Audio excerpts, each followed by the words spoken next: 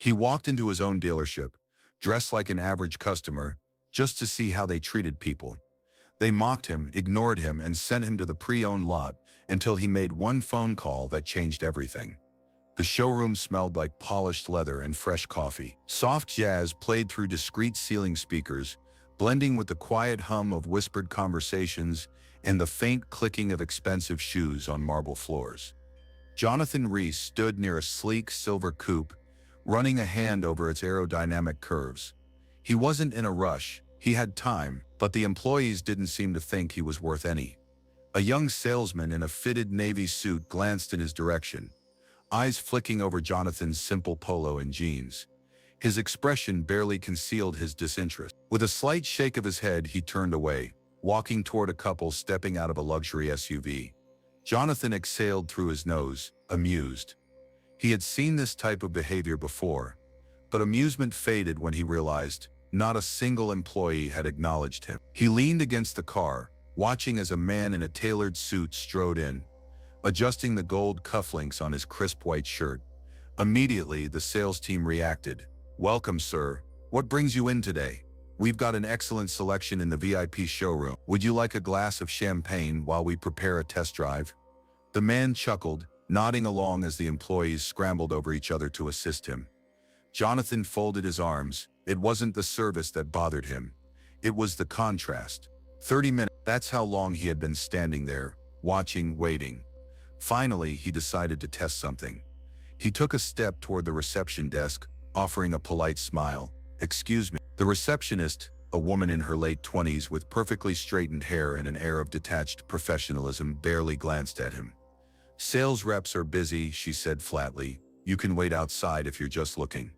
Jonathan tilted his head. If you've ever experienced a moment like this, where someone judged you unfairly, let us know in the comments. Drop a 1 if you've been through it, a 0 if you haven't, or hit that subscribe button if you think respect should be given to everyone, no matter how they look. This is RVM Black Struggles, where we bring powerful stories to life. She tapped at her keyboard, uninterested. "Yes, sir. We try to keep the showroom clear for serious buyers. We can schedule an appointment if you're actually interested in purchasing." The words weren't just dismissive, they were a judgment. Jonathan's grip tightened around the edge of the desk. His patience was long, but this was getting ridiculous. Before he could respond, another salesman, an older man with salt and pepper hair and a name tag that read Ron, stepped up. He didn't smile, didn't offer a greeting. "Sir, this dealership caters to a certain clientele." His eyes traveled down to Jonathan's scuffed sneakers before meeting his gaze again. "Are you sure you're in the right place?" Jonathan held his stare. A flicker of irritation crossed Ron's face before he forced a tight-lipped smile. "Perhaps you'd be more comfortable at our pre-owned lot. We have excellent financing options, if that's a concern." Jonathan let the insults settle between them. He could feel the attention of other employees now, not because they wanted to help him, but because they wanted him gone. This was no misunderstanding. This was deliberate. If you believe respect should be a right, not a privilege, hit that like button and share this story with someone who needs to hear it. Let's remind the world that everyone deserves to be treated with dignity. He nodded slowly, as if considering their words. He glanced back toward the well-dressed customer, now sipping champagne while a salesman practically polished his shoes with compliments. Jonathan exhaled, reaching into his pocket for his phone. He scrolled through his contacts, found the number he was looking for, and pressed. It rang twice before a deep voice answered. "I need you here, now." Jonathan ended the call and slipped his phone back into his pocket. The employees had no idea who they had just dismissed, but they were about to find out. What happens next will leave you speechless. If you want to hear the full story, subscribe to RVM Black Struggles and turn on notifications so you never miss a lesson like this one. Respect isn't just a word, it's a way of life. Outside, she tapped at her keyboard, uninterested. "Yes, we try to keep the showroom clear for serious buyers. We can schedule an appointment if you're actually interested in purchasing." The words weren't just dismissive, they were a judgment. Jonathan's grip tightened around the edge of the desk. His patience was long, but this was getting ridiculous. Before he could respond, another salesman, an older man with salt and pepper hair and a name tag that read Ron, stepped up. He didn't smile, didn't offer a greeting. "Sir, this dealership caters to a certain clientele." His eyes traveled down to Jonathan's scuffed sneakers before meeting his gaze again. Are you sure you're in the right place? Jonathan held his stare. Perhaps you'd be more comfortable at our pre-owned lot. We have excellent financing options, if that's a concern. Jonathan let the insults settle between them. He could feel the attention of other employees now, not because they wanted to help him, but because they wanted him gone. This was no misunderstanding. This was deliberate. He nodded slowly, as if considering their words. He glanced back toward the well-dressed customer, now sipping champagne while a salesman practically polished his shoes with compliments. Jonathan exhaled, reaching into his pocket for his phone. He scrolled through his contacts, found the number he was looking for, and pressed call. It rang twice before a deep voice answered. I need you here, now. Jonathan ended the call and slipped his phone back into his pocket. The employees had no idea who they had just dismissed, but they were about to find out. Jonathan Riss hadn't always been a man people ignored. Growing up in Cincinnati, Ohio, he had learned the value of hard work the way most kids in his neighborhood did, by necessity. His mother worked double shifts as a nurse. His father ran a small auto repair shop that barely stayed afloat. At 15, Jonathan spent his weekends under the hood of old cars, learning how engines breathed, how transmissions carried weight, how a well-tuned machine could command respect just by the sound of its eye. But cars weren't the only thing he learned about. He learned about perception, about the way people judged others before a single word was spoken. His father had a client, Mr. Dawson, a well-off businessman, who always pulled up in a spotless black Cadillac. Jonathan remembered how differently people treated him, offering him the best seat, rushing to serve him, laughing a little too hard at his jokes. But one day, Mr. Dawson came in wearing work clothes, his Cadillac in the shop, driving a rusted pickup. And suddenly, he wasn't Mr. Dawson anymore. He was just another guy. That stuck with Jonathan. By the time he was 25, he had saved up enough to open a small used car dealership. He ran it with one rule: every customer gets treated the same, whether they drive a Bentley or a busted Honda. People respected that. His business grew. By 30, he had expanded across 3 states. By 42, he was the owner of one of the most successful luxury automotive chains in the country. And yet he never changed the way he dressed, never flaunted his wealth, because to him it was never about the money. It was about the principle, which was exactly why he was standing inside one of his own dealerships, dressed in a polo and jeans, getting treated like he didn't belong. This wasn't the first time he had done this. Jonathan made it a habit to visit his businesses unannounced, always as a customer. It was his way of keeping people honest. Because anyone could put on a show for the boss. What mattered was how they acted when they thought no one was watching. And right now, they were failing that test. As he stood near the reception desk, the sales team still ignoring him, Jonathan thought about how easily these employees dismissed people like him. How many others had walked in and been treated like this? How many potential customers had been pushed away because they didn't look the part? He glanced toward the man in the suit again, still receiving royal treatment. Then back at the employees who had told him to wait outside. Jonathan had built this empire on respect, and in the next few minutes, he was about to remind them why that mattered. Jonathan remained quiet, letting the moment stretch. The employees had already dismissed him. They assumed he was nothing more than a window shopper, wasting their time. But a man in a dark blue suit had just walked through the glass doors, adjusting the gold cufflinks on his crisp white sleeves. And suddenly, the energy in the room shifted. 3 salesmen immediately perked up, their conversations cutting short, as they moved toward him with practiced enthusiasm. Good afternoon, sir. What brings you in today? We just got in a new shipment of imports. Might be exactly what you're looking for. Would you like a glass of champagne while we discuss options? Jonathan watched as the man smirked, clearly enjoying the attention. He wasn't carrying anything, hadn't even said a word yet, but the staff had already decided this man belonged here. A younger salesman, barely in his 20s, glanced at Jonathan before lowering his voice to his coworker.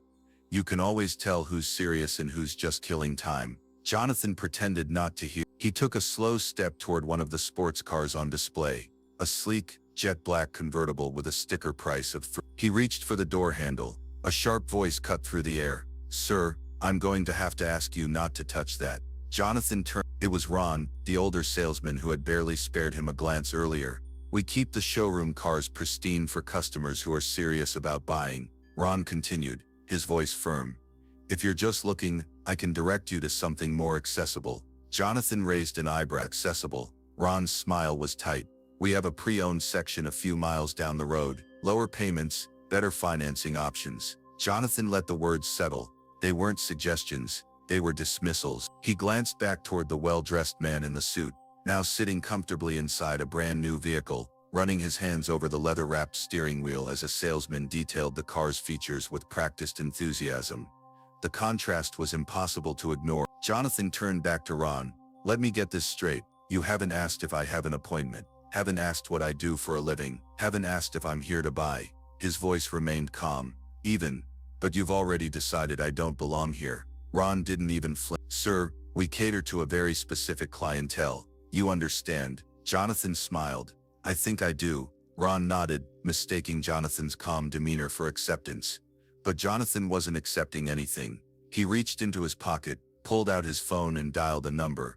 It rang twice. I need you here, he said simply. Now, and then he hung up. The employees had no idea what was about to happen, but they were about to learn. Jonathan tucked his phone back into his pocket, his expression unreadable. The employees went back to ignoring him, their attention still on the well-dressed man, who was now laughing as he accepted a glass of champagne from a grinning salesman.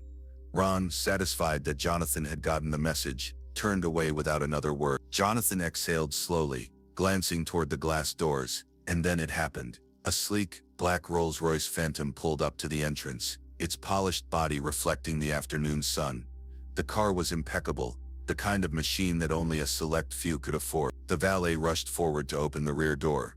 A tall man in a charcoal suit stepped out, his presence immediately commanding attention. He adjusted his cufflinks, scanning the room through the glass before pushing open the doors. The showroom fell silent. Employees who had spent the last hour ignoring Jonathan were now standing up straighter, smoothing their suits, adjusting their ties. Ron, the salesman who had told Jonathan to check out the pre-owned lot, visibly stiffened. The suited man walked with purpose, his leather shoes tapping against the marble floor. And then he locked eyes with Jonathan, and smiled. Every employee in the room watched in confusion as the man crossed the showroom floor, not toward the well-dressed customer they had been doting on, but straight to Jonathan. Sir, the man said, his tone respectful. Apologies for the delay. Jonathan nodded as if nothing was out of the ordinary. But the employee, they looked like they had just seen a ghost. Ron took a step forward, his confusion quickly shifting to panic. I'm sorry, he stammered, addressing the suited man. I don't believe we've met. The man turned toward Ron, his face unreadable. I'm David Langford, regional manager. His voice was calm but carried weight. And I believe you're the one I'm here to see. The air in the showroom shifted. Ron's face went pale. The other employees were now frozen in place, their eyes darting between Jonathan and David, trying to piece together what was happening. Jonathan let the silence stretch before finally speaking. So tell me, he said, his voice cool, deliberate. This is how we treat people here. The weight of those words hit like a hammer. The sales staff stumbled over themselves, trying to explain. Sir, we didn't realize this is all a misunderstanding. But there was no misunderstanding. The damage was already done, and now, it was time for consequences. The air inside the showroom shifted, from polished confidence to pure anxiety. Ron swallowed hard, his hands twitching at his sides, as he tried to process what was happening. David Langford, regional manager, and he had just walked in and greeted Jonathan like an old friend. The other employees stayed frozen, their smiles long gone, their backs suddenly straighter. Even the receptionist, who had barely looked up when Jonathan first spoke, was now staring at him like he had just transformed into someone else entirely. Jonathan didn't say anything right away. He let the moment stretch, his gaze drifting over each of them, calm, composed, unreadable. Then, in a voice that was dangerously even, he asked one simple question. This is how we treat people here. Ron's mouth opened but no words came out. He glanced at his co-workers, as if waiting for someone to jump in and save him. No one did. David didn't either. He just folded his hands in front of him, watching the sales team like a school principal waiting for an explanation. Ron tried, forcing a nervous laugh. Sir, I think there's been a misunderstanding. Jonathan raised an eyebrow. A misunderstanding? Ron nodded quickly, grasping at anything that might help him escape the situation. Absolutely. You see, we deal with a very particular clientele here. We try to ensure the best experience for Jonathan cut him off with a quiet chuckle. A particular client. Ron hesitated, realizing too late that he had just dug himself even deeper. The showroom felt smaller now. The champagne glasses, the spotless cars, the crisp suits, it all seemed meaningless in the weight of the moment. Jonathan turned his head slightly, looking toward the well-dressed man still lounging inside the luxury car. How much attention did he get when he walked in? No one answered. Jonathan shifted his eyes back to Ron. And how much did I get? Ron fidgeted, his face turning a shade redder by the second. Look, sir. We didn't know you didn't know who I was. Jonathan finished for him. He nodded slowly, letting the truth of it settle over the room. He turned toward David now, addressing him direct. Tell me, how much do we make in sales at this location? David didn't hesitate. This dealership brings in roughly $28 million annually. Jonathan looked back at the stunned employees. That's 20. And yet, some of you have decided for yourselves who is and isn't worth your time. No one breathed. Jonathan stepped forward, closing the space between himself and Ron, but not in a threatening way. In a way that made it clear he was in control. Ron visibly shrank. What would have happened, Jonathan asked, if I really had been just another customer? What if I had been someone looking to spend $500,000 today? Would you have let that money walk out the door? Ron had no answer, but Jonathan didn't need one. The damage was done, and now the reckoning was about to begin. Silence suffocated the showroom. No one dared to speak, move, or even shift under Jonathan's gaze. Ron's confidence had completely evaporated. The other employees weren't much better, stiff, wide-eyed, waiting for the inevitable. Jonathan exhaled slowly, shaking his head, disappointed, but not surprised. David finally spoke, his tone sharp, professional. Mr. Reese, how would you like to proceed? Ron's head snapped up, the color drained from his face. Mr. Reese, there was no denying it anymore. No backpedaling, no recovering. The man they had mocked, dismissed and pushed aside, wasn't just any customer. He was the owner. Jonathan looked around at the employees who had spent the last hour treating him like he didn't belong. Then, his voice low but firm, he said, I want names. David nodded immediately. I already have them.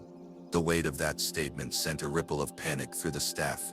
The receptionist's hands clenched into fists at her sides. The younger salesman, who had whispered about who's serious and who's just killing time, looked ready to pass out. And Ron, he was shaking his head, still trying to salvage the moment. Sir, please, he started, stepping forward. We made a mistake.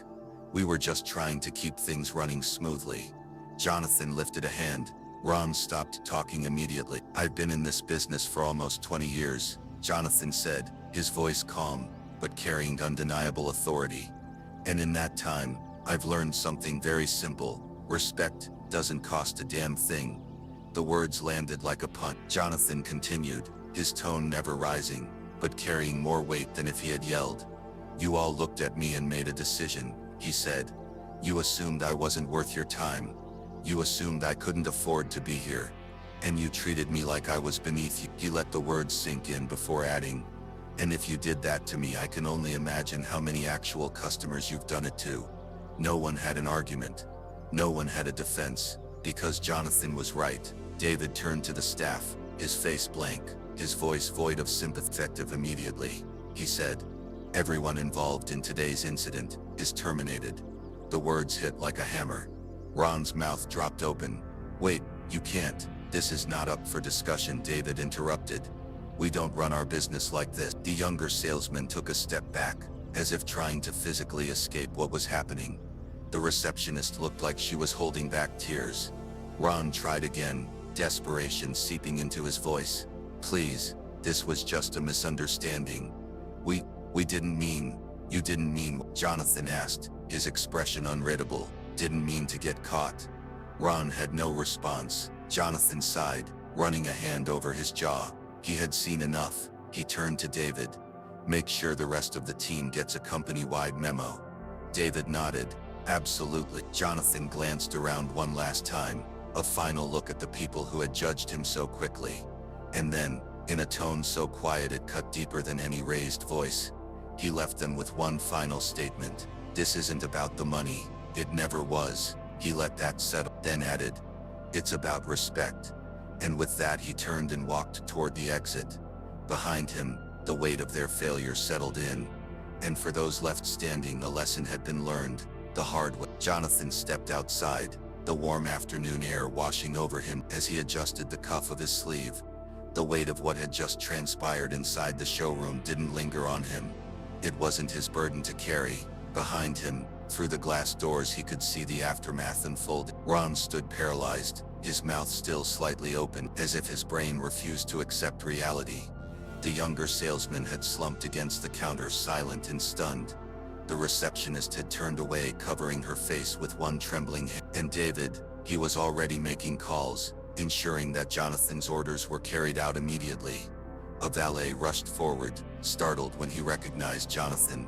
"Sir, can I get your car for you?" Jonathan turned, glancing at him. Unlike the others, this young man hadn't looked down on him. He had done his job.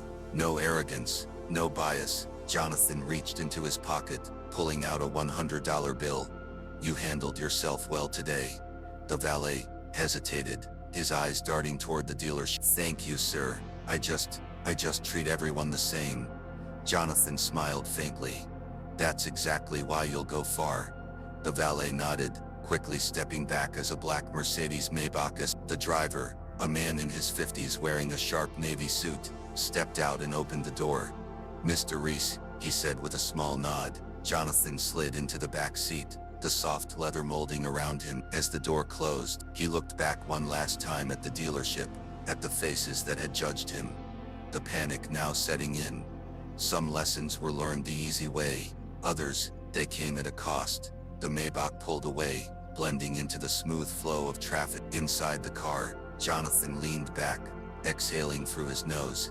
This wasn't about revenge. It never had been.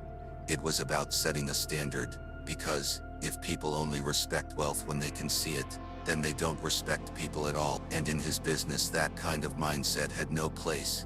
Respect isn't something you reserve for the people you think are important. It's something you give to everyone, because in the end, you never know who you're really talking to. If you believe in treating people with fairness, regardless of their background, drop a comment below.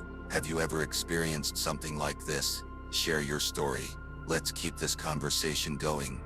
And if you want more stories like this, hit that subscribe button, because the best lessons, they come from real moments like these. Respect and integrity, a lesson for everyday life. The story of Jonathan Reese isn't just about a wealthy business owner testing his employees. It's a powerful lesson about respect, perception, and integrity. In today's world, people are often judged by their appearance, their financial status, or how they present themselves. But the truth is, character isn't something you wear, it's something you live by. This lesson applies to all aspects of life, whether in business, relationships, or everyday interactions with strangers. One of the most striking elements of this story is how the employees made an instant judgment about Jonathan, based solely on his appearance. They assumed he wasn't worth their time because he didn't fit their idea of a wealthy or important customer. This is something we see in real life all too often. People treating others differently, based on surface-level assumptions. The truth is,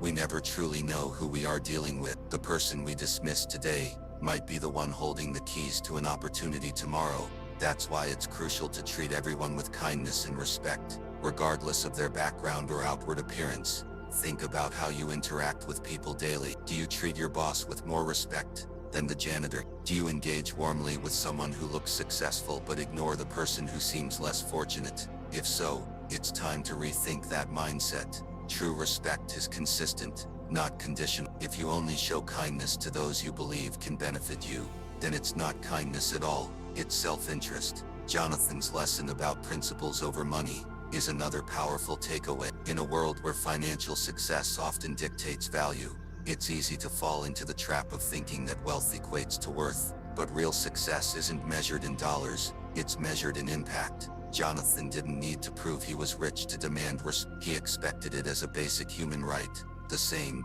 should apply to all of us. Our worth isn't determined by what's in our bank account, but by how we treat others and the integrity we uphold in our actions. Another key lesson here is accountability. When Jonathan exposed the discrimination within his dealership, he didn't just let it slide, he took action. Too often people witness injustice, but stay silent. because it's easier than confronting the problem. However, ignoring disrespect only allows it to continue. If you see someone being treated unfairly, speak up. Be the kind of person who stands for what is right, even when it's uncomfortable. In doing so, you contribute to a world where integrity matters more than image. Finally, Jonathan's final message resonates deeply. Respect isn't reserved for the people you think are important. It should be given to everyone. Imagine a world where people genuinely treated others with kindness, not because of status, but because it's simply the right thing to do. That's the kind of world we should strive to create, and it starts with you.